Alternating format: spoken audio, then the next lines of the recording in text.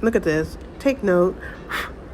You see all those seeds? They're popping. They were pop when I opened it. They were popping out of the grapefruit. I wish I took a picture. I had to pick them up as I was cutting it. The seeds were falling out of it. This lets you know how our food is so unnatural because the seeds are barely in the fruit. And look how the seeds are in abundance. I'm going to save these. Yeah, I'm going to save these seeds. Welcome back, my global family. Check out my latest episode on my podcast, Let's Talk About It with Empress. And thank you for watching.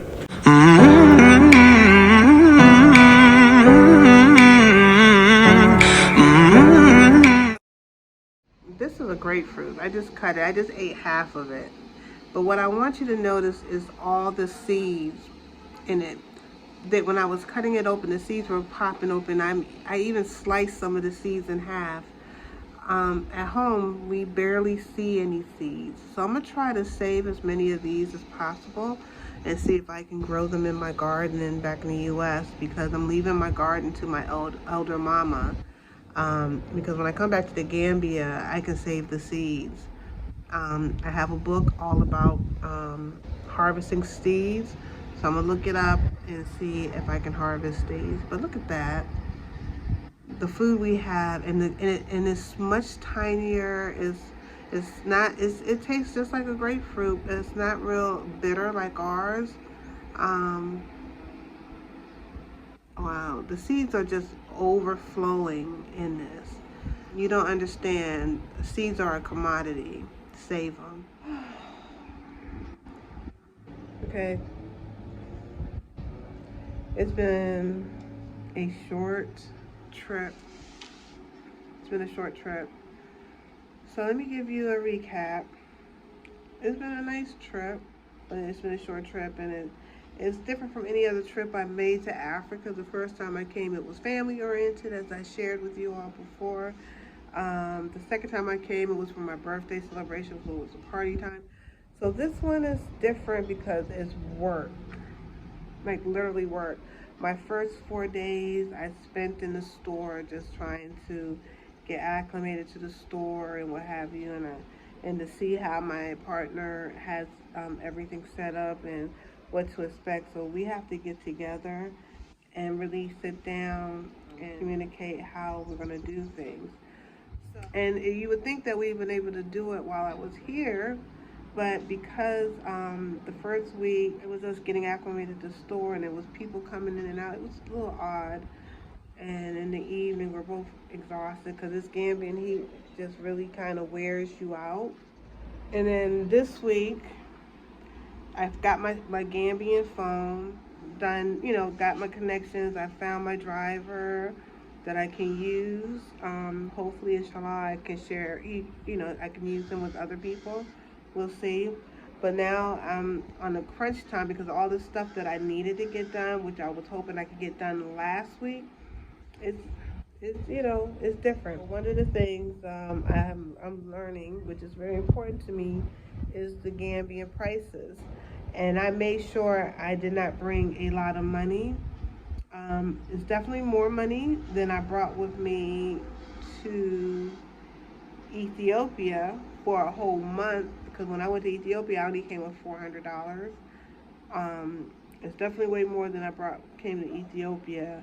And it's less than what I took with me to Ghana because I was partying in Ghana. Ghana was a totally different trip. Ghana, I did spend some money, but on that trip, and Ethiopia, I spent a lot of money because I was bringing 3 people. So this one, I have to say, all in all, even though it's 2 weeks, I can't really compare it to Ethiopia.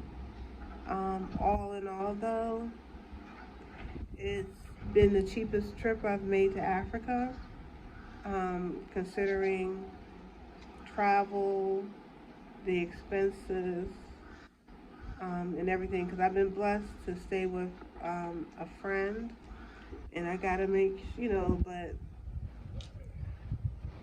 it's hard for me to gauge things. So I'm trying to price just the whole living, like transportation. And I'm definitely going to have to work on the language when I get back. So it's Jula, Wolof, and Mandinka. And I realize all three of them are very important, but I think Wolof is what I'm running into more. I'm running into a lot of jeweler people as well. People are gonna try to take advantage of you for sure. I went into a market today, the Gambia market, because I just wanted to get like a house dress. And it wasn't for me, it was for someone back in the States. I wanted to get something for a couple of folks back in the States because I thought about it. I was like, oh, I didn't buy anything because I haven't been on here on the touristy thing. So I wanted to find like a little house dress, something you just wore in the house, but I wanted it to be Gambian style. And so I went and I found, was looking, but I found a dress that I liked for myself. So I asked the girl how much. Now, let me tell you, in our store, our nice dresses, we don't sell more than $500 because we know that's the Gambian prices. Do you know one girl tried to sell me 2,000, and then another one tried to say 1,800? I was like, oh no, I can't afford that. I let her know. I said, I'm a YouTuber. I'm gonna see what she do. I'm gonna go back one more time because I really like that dress. I want it. And I told her I would share her store on my YouTube channel. So we'll see if she does that. But definitely not paying no tourist price. I'm living in the Gambia. I'm on a budget. I only have but so much money with me. So now I see why the Gambians, when they come in our store, they're very happy because we have quality things in our store, but we have it at a Gambian price. So my job when I go back is to make sure I bring good things here to the Gambia. And that's what's needed. We don't need people to come over here to try to take advantage because when I say it get very expensive and the money is small and it makes people greedy. It makes people really greedy when they try to overcharge you, overprice you, and the side story. You're my first customer of the day, and because you're my first, I'm just like I don't like that bullshit. Excuse my language. So you gotta watch that. I don't like that. I can't excuse it either. I'm gonna be going to look at some land. I'm not sure. I just want to take a look. We're gonna see what happens because with the land, I have ideas about. I know a lot of people are coming here building houses and things like that. I really don't want a permanent place for myself. I would like to have a place where I can rest my head here and know when I come to the Gambia I have a spot. But I want it to be like an eco lodge so people can come. They will have to pay to come because it's going to be a cost. It's a cost to maintain it.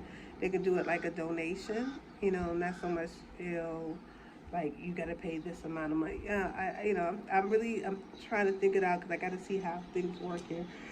But I would like it to be like a natural place with gardens, fruits and vegetables, and nice trees growing on the property. Um, Maybe individual housing, small little housing with a private bathroom. So when you come on the property, they'll have their own little space. Maybe an outdoor eating space with a cover. Um, Me and my sister, ever since we went to Ghana and we went to Mama Africa, shout out to Mama Africa because she inspired us all. When I went to Ghana and I saw her spot, and I remember some of the sisters on our group, they kept saying, "Oh my God, that place right there, you gotta go, you gotta go," and they showed it, and I was like, "Oh." So everybody that you see who's been doing that kind of vibe, they gotta give all homage to Mama Africa because she gave them the idea. She gave me the idea. She's the one who inspired me. And I was like, who would have thought huts could be luxury? So I don't know if they can do it in the Gambia. I wanted to do it Gambian style. And I'm seeing bamboo is a big thing here. So I don't want to make no houses out of bamboo, but I'm just saying, I'm trying to see what kind of style I can do on the property that's reasonable. And I'm also seeing this thing with the containers. I have all kinds of things going in my head, like even the containers, and I'm seeing how people make those nice. And I'm trying to do it on a budget. I want to make it affordable for Gambians and Black Americans like me because I don't have military, I don't have 401k, I don't have all that good stuff. I have no retirement. So it's really going to be me and my blood, sweat, and tears to put everything together. Inshallah, I'm up for it. Inshallah, I'm up for it. I see so much possibility here. I would like to start bringing people over here. I'm already thinking about how, like, what vehicles I need to look at. So when I come back to the States, it's all about me getting everything ready. I have so many different ideas. So I'm super happy I went into this partnership with Andrea, Anja Africa. We are going to have our grand opening this week. You know, she probably would have posted it on her channel. I'm taking my time to post videos because it's a lot going on, and by the time I post this video, I probably would have things in the works already because I'm not trying to, like, guard your playbook. And I'm learning that because I wasn't doing that and people were trying to sabotage me. I'm guarding my playbook now. So I have a lot of things, a lot of ideas in my mind. Next thing is we're going to go check out this land and see it's being donated to me because the person reached out to me and they was like, sister, I think you can do something with it. And I'm just like, wow. Like, wow, someone has faith in me like that. I went to the Black Sit office and I met with their people. They didn't show up. They were supposed to show up, and we were sitting there waiting. And then, they just never showed up. So I don't know what happened. Something, I think they had a car issue. But I met with their person, Ito, who's like their contact person. And he was very nice person and vital. And so, inshallah, he was a very nice person. So, inshallah, it will pan out well. So, we're going to go look at this land. Like I said, I'm from modest means, but I don't mind putting my back into things, putting my sweat and working hard.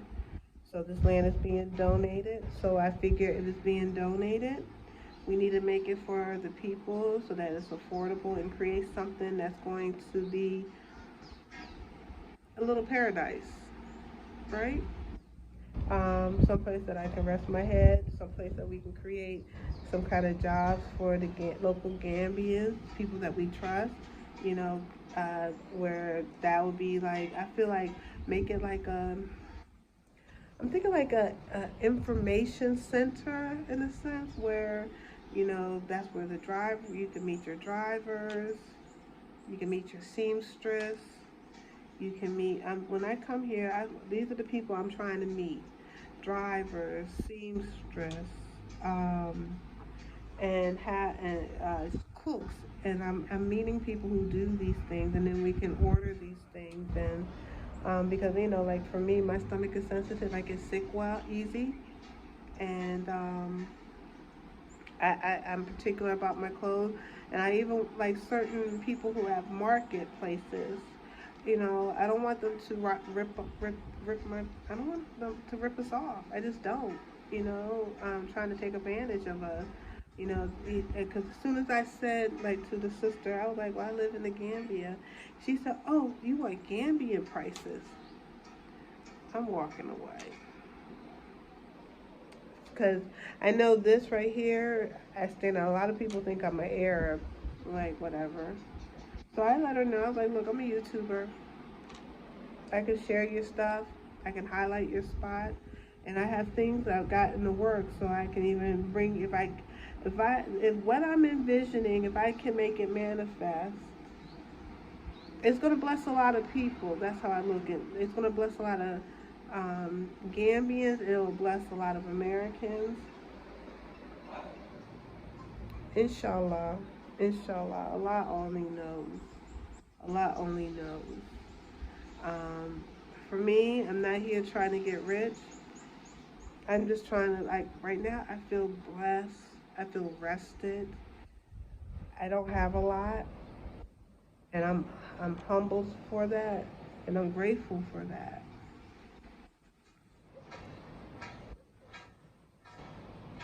I had to come back and show you because I had ate half of this and I threw the seeds all in the yard over here.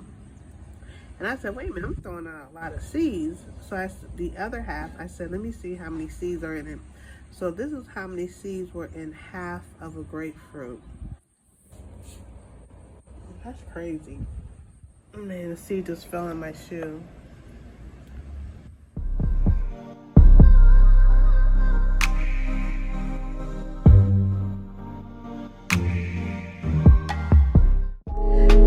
Thank you for your support.